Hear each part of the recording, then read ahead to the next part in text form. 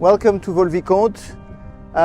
Imagine we are here in 1639 and a young guy is standing here in the middle of the nature, forest, hills, rivers. There's absolutely nothing but pure rough nature. And this young man has a dream to have one day the most beautiful house ever. He's standing here next to one of his friends called André Le Nôtre, the famous landscape designer. And he wants Le Nôtre advice for the future property. So he's got a dream. He's barely 25 years old. His name is Nicolas Fouquet. And I'm going to tell you a little bit about his story. So Nicolas Fouquet is an ambitious man. He wants to be as close as possible to the royal power. And he's also, and above all, a lover of arts. He's an amateur, he's a collector, and he wants to have a house where he will show for himself, but also for his friends, his taste, his wealth, and his influence.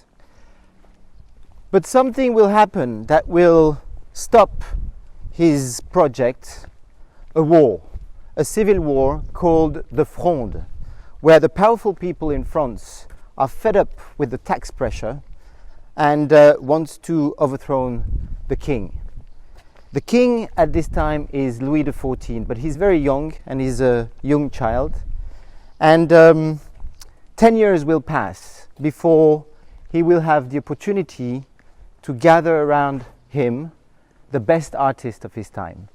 So I'm going to jump a few years after the Civil War. We are in 1652, and finally he can work with this artist and he will give them what any artist would dream of.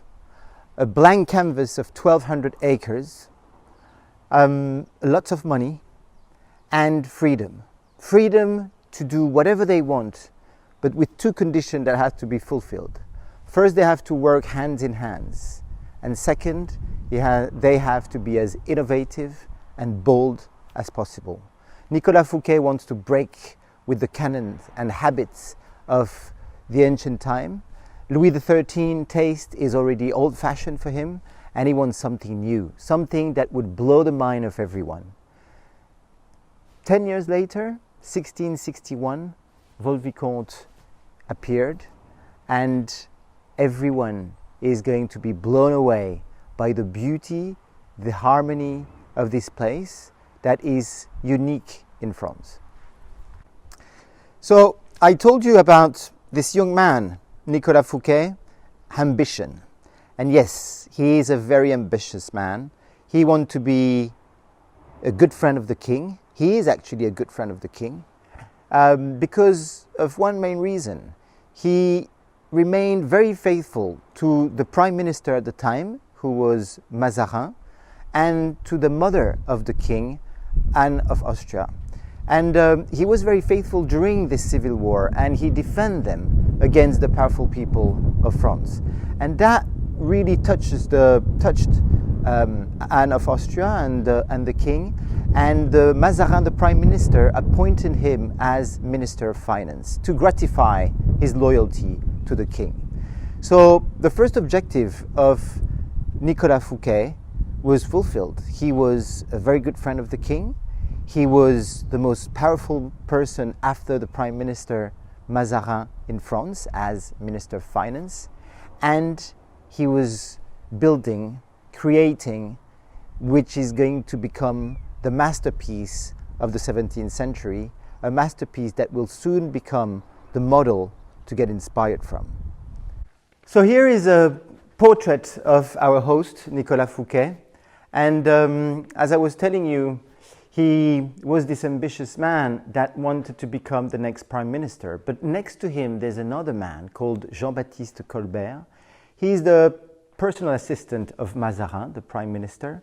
And him also want to become the prime minister, except that he's got Fouquet in his way. And Fouquet is this flamboyant, intelligent, charming person that is way more successful than him regarding the opinion of Louis XIV. So Colbert, in order to get rid of his rival, is going to convince the king that Fouquet is the bad man, that Fouquet is stealing money, that Fouquet is raising an army to overthrow the king, and he will be quite successful. Those three artists were the best artists of their time. Le Nôtre, the landscape designer, Louis Le Vaux, the architect, and Le Brun, the painter, decorator. They were all with Fouquet in their mid-40s when they were working at Vaux-le-Vicomte. So there was really a bonding of friendship between those four men. And Fouquet was this extraordinary master of organize in the best way and most efficient way possible the work that had to be done in a very reduced time. Fouquet was in a hurry to show to the king Vaux-le-Vicomte at his best image. So we are on the 17th of August 1661. The party is going to be the most beautiful party of the century. And Fouquet invited the king, his mother, and the whole court is there. And finally, his dream is achieved and he can show the beauty of Vaux-le-Vicomte. He is in an ecstatic state.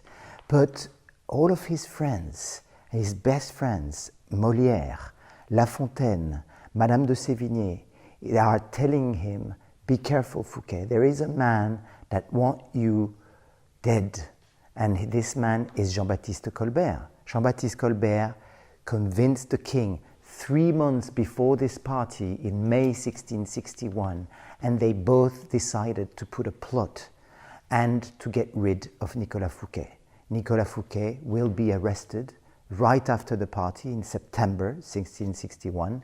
There's going to be a trial that will last 3 years and not 3 weeks as Colbert and the king thought it was going to last, and he's going to be sent to prison for the rest of his life. What Fouquet left us is Vaux-le-Vicomte, this home that was going to become his main house, and this home have been inhabited for the last 3 centuries and a half by a family, always, non-stop. And that is what we want to show today. It is the home of Nicolas Fouquet. And look at this beautiful room. This is an angle room, a cabinet, le cabinet des jeux, where Le Brun, the painter-decorator, designed this absolutely ecstatic piece of decorations with flowers, with gold, and with this fresco. And I really want to show you this fresco where an historian told me about his theory. And if you look close, there is the squirrel, the coat of arms of Nicolas Fouquet. There is right of the squirrel a snake, which is the coat of arms of Colbert family, and just below the snake, the lion, which symbolized the king. And we have here the 3 main characters of our story. And this historian was telling me that it might be a subliminal message that Le Brun, the painter, would have painted on this ceiling to tell Fouquet about the danger of Colbert chasing him with the king controlling the situation. I like the story, definitely. I'm not sure that it is accurate. For the little anecdote, you know that my family, we had the immense privilege to live in this chateau. I was a small kid at the time, and I have to say I don't have much recollection about it. But this room was used as our dining room. So we were living on the first floor, but we were using some of the rooms, or some of the stately room of the ground floor for our own use. Imagine, it was just magical. So our objective is definitely to preserve this house, to maintain this huge property, which is the largest property in France, classified as a historical monument, so private property, which makes it the most costly to maintain. And to help to fulfill this mission, we have, and my parents had created and funded the Association of the Friends of Vaux-le-Vicomte. And one of the last furniture that we bought, again, to show the decor and the furniture and the ambiance of this house of the 17th century, as nothing had been left because the king, after the arrest of Nicolas Fouquet, took absolutely everything. 150 statues, 200 tapestries, and all the furniture. So each family had to refurnish the house. We continue this, and one of the last piece of furniture that the Association of Friends of Vaux-le-Vicomte bought is this beautiful cabinet that I wanted to open for you, just for you to have a look inside.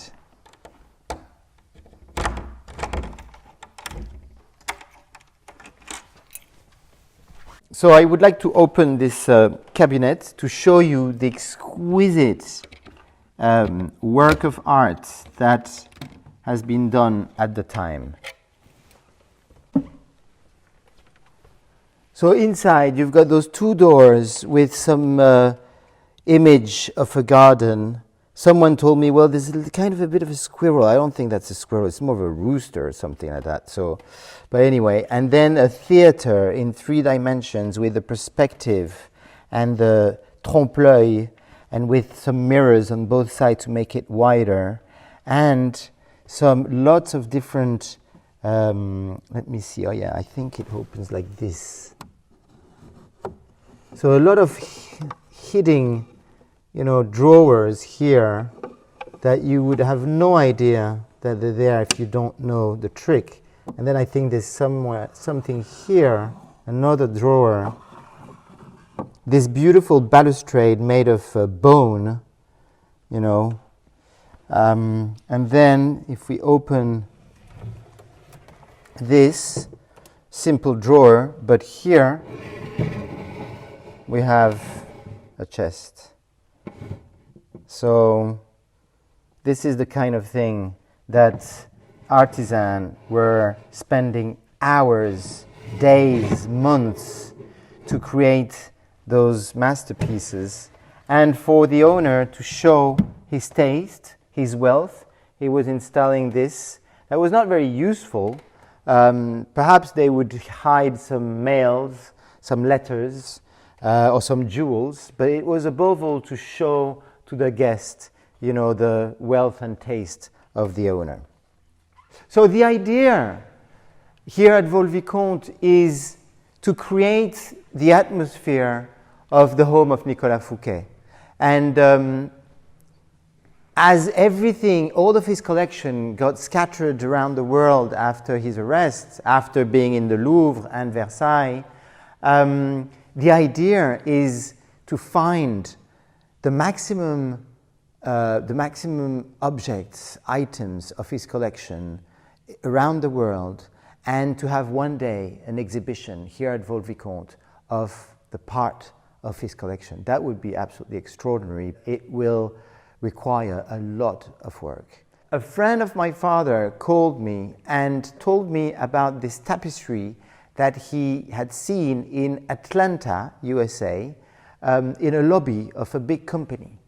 And he sent me the picture of this tapestry, thinking that perhaps it was part of this series of tapestry that we have here at Vaux-le-Vicomte.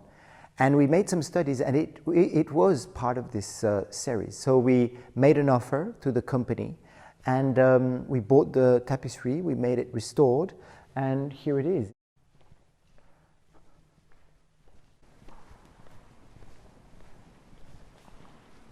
So I'm standing here in the middle of the Grand Salon, and on my right there is the arrival of the guests that we can imagine on the night of the 17th of August 1661.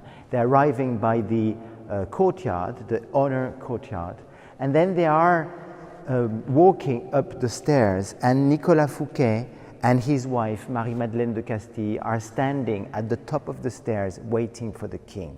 This is not something one should do. You don't wait for your king at the top of the stairs. You go down the stairs to meet your king and to greet him. Well, Nicolas Fouquet was kind of drowned on his own ambition, and thought that he was so powerful that he could do that. But the king didn't like that, I have to say. Then they cross the vestibule, cross the Grand Salon, and look at the absolutely fantastic observatory point where we are here towards the garden. So there is this transparency of the doors that allowed us from one point in the Grand Salon to have an amazing image look towards the whole perspective of the garden. This year we're going to restore this room. This room is the nevralgic center of the chateau. It has an amazing 400 square meter cupola, so that's almost 1,500 square feet. There is this not very interesting, I have to say, painting from the 19th century, because it has been restored in the 19th century. But there is a fresco that Charles Le Brun had to paint. Unfortunately, because Nicolas Fouquet got arrested, he didn't have time to do so. But the Louvre has still the preparatory drawings of Charles Le Brun. So we're going to use those drawings and to create a mapping video, so a projection of those drawings onto the cupola to show to the visitors what was this fresco about. So it's a giant fresco. It is going to be surrounded by those terms, those fantastic sculpture. There's 16 of them all around the Grand Salon, representing the 4 seasons on the south and north, and then the 12 months with the zodiac sign on each of these sculptures. Those sculptures are going to be restored as well at the very beginning of 2021, and hopefully at the end of 2021, beginning of 2022, we will have the extraordinary surprise to have above us the fresco of Le Brun that was supposed to be painted in the 17th century.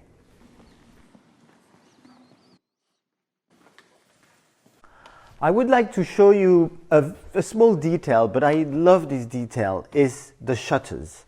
The shutters are painted on the inside of the room, but not just on the inside, but also on the outside. How elegant is that? You know, you are standing outside the house and you can see the decoration of those shutters with the double F of Fouquet with the cross of love intricating both of the letters.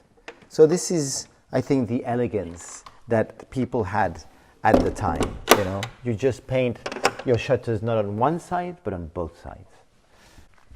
We are now standing in the king's bedroom. You know that at that time the king was traveling a lot towards his provinces, and if you had a nice house, you have to have a room dedicated to the king if he wanted to spend the night there. And Fouquet, being a good friend of the king, he not only dedicated one bedroom, but the whole apartment. Antichambre, chambre, cabinet. So the whole east part of the ground floor of the chateau is dedicated to the king. I want to show you, not that the visitors can do that, but I will give you this privilege to have a closer look at the bed of the king. To tell you the truth, the bed has been, and the whole alcove had been restored by my father in the year 2000. And we asked some companies and artisans to do and to recreate the embroidery that exists on this bed.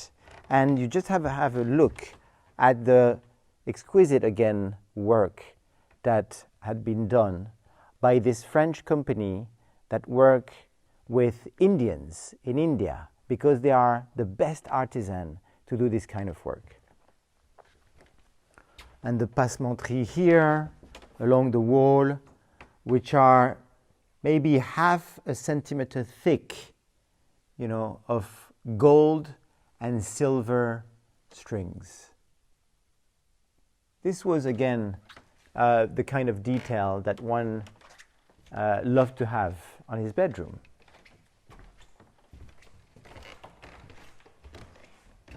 One of the most exceptional pieces of the furniture that we have at Vaux-le-Vicomte is this commode Mazarine. We have a pair, and it is my great-great-grandfather who bought them. They are unique in the world, and they are by Charles-André Boulle, the famous cabinet maker. And Charles-André Boulle made those two chessboard at the very early stage of his work, at the very end of the 17th century. And it has been used as a model for the one that exists today at Versailles, that had been done for the Queen, and that is in the Grand Trianon. So this is the kind of level that Fouquet would have, the kind of perfection of artisan, of craftsmanship that Fouquet would have in his home. So we're very proud and very honored and privileged to have that kind of furniture at Vaux-le-Vicomte.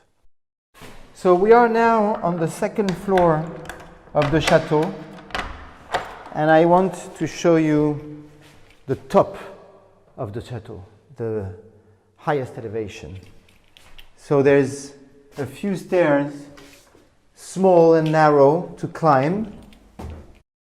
And before going to the top of the roof, I would like to show you something that I don't show to anyone. So I just have to climb here a little bit, open this door, and please follow me.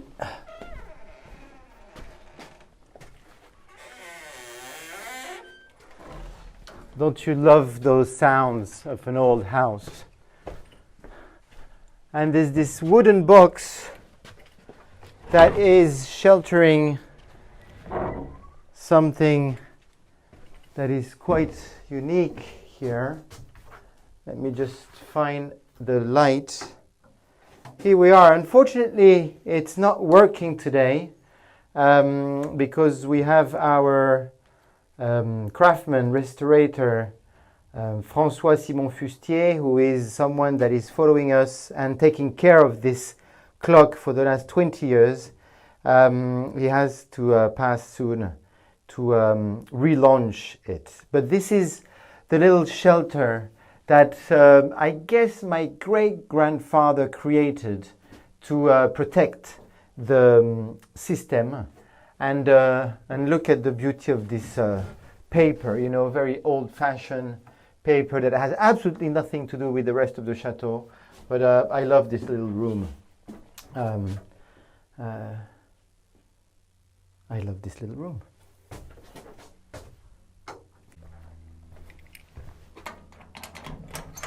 Before the last door,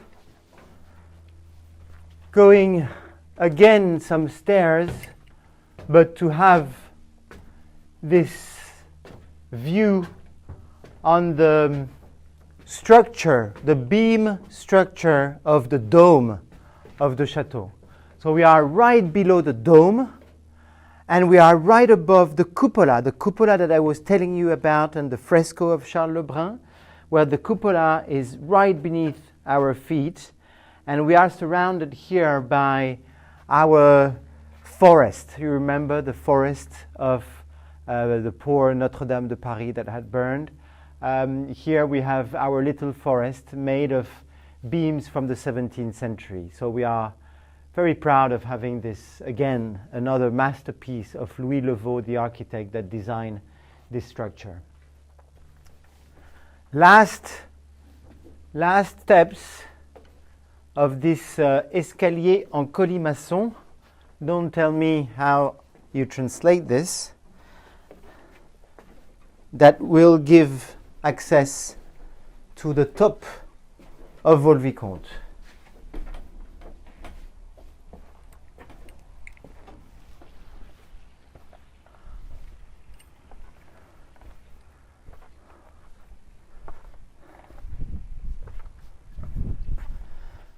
So we are here at 70 feet of altitude above the garden, and we have here the very obvious design that Le Nôtre and Le Vaux, so the landscape designer and the architect, designed together the house and the garden. So the house is built on the axis that is running south to north, and the house is at the top of the mise en scène, of the setting. Wherever you are standing in the garden, you will always have a view of the chateau that is dominating the scene.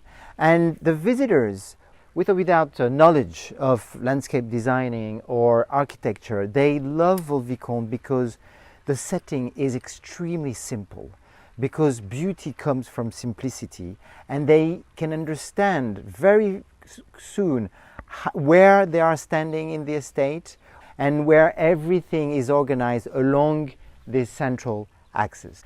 What we can see as well is the ephemeral ribbons, those aluminum plaques that had been designed by a French artist, Patrick Ourcade, last year. Why? Well, it began with another drama, the one where we lost all our boxwood. That was 2 huge parterres of embroidery boxwood from the early 20th century, and because of the disease, because of the box blight, we lost all of our boxwood. We have to remove them, and we put up this call for proposals towards artists, designers and landscape designers in order to create something new, but to create something that would integrate perfectly into the rest of the estate. And unanimously, the jury chose those ephemeral ribbons, and there is this wonderful compliment that we've been receiving quite regularly since, telling us it looks like they've been there forever. And that is exactly what we want, you know.